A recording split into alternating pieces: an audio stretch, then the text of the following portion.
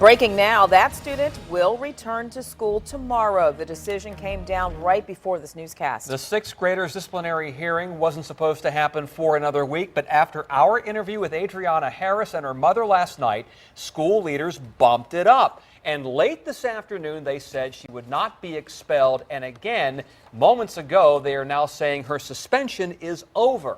Then your side's Andy Fox, live now with more on this final decision. Andy?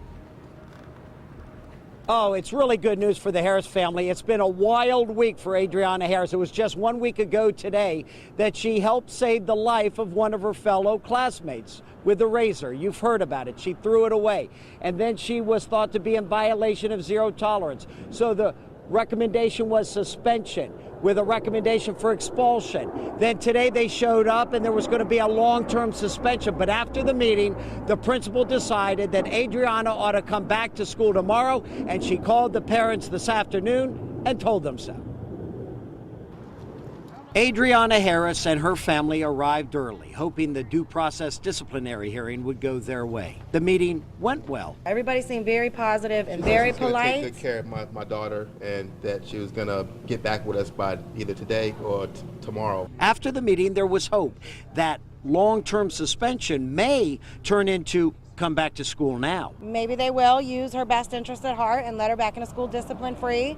And eventually, maybe all of us together as a community can tackle this zero tolerance policy. Critics argue the school system's zero tolerance is unreasonable, that zero tolerance is not black and white. It's gray, too.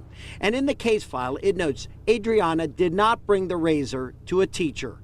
She threw it away and mentioned the incident to a guidance counselor only the next day. Why didn't you do that? Because I didn't want to, take the razor and hold it in my hand long enough for it to become an issue. So the trash can was just right there, and it was the end of the day, and I didn't know it was going to be a big issue, so I just threw it away in the trash can. The Virginia Beach public school system has been pummeled in social media.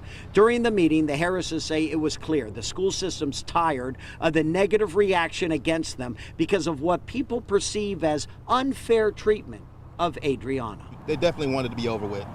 Yeah, they don't want to, turn your side, spotlighting them anymore. So, yeah, they're totally over this whole issue, as well as us. As well as us. And, so it's been a wild week for the Harrises. And when they showed up today, just as an example, the recommendation from the principal was not expulsion, but long-term suspension. Well, the Harrises don't want that. The question tonight is, why wasn't the recommendation today, before they went into the meeting, for her to come back to school tomorrow?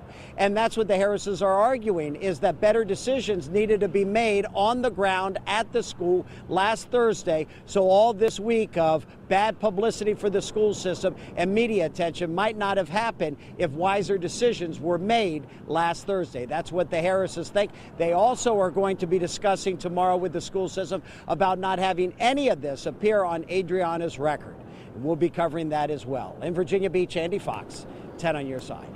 The story generated a lot of buzz on social media and the internet. CNN even picked it up. More than 181,000 people viewed our story on wavy.com, and more than 2,000 of you shared it from our Wavy TV 10 Facebook page. Keep those comments coming. Let us know what you think about today's decision and how the school system handled that case. Oh, and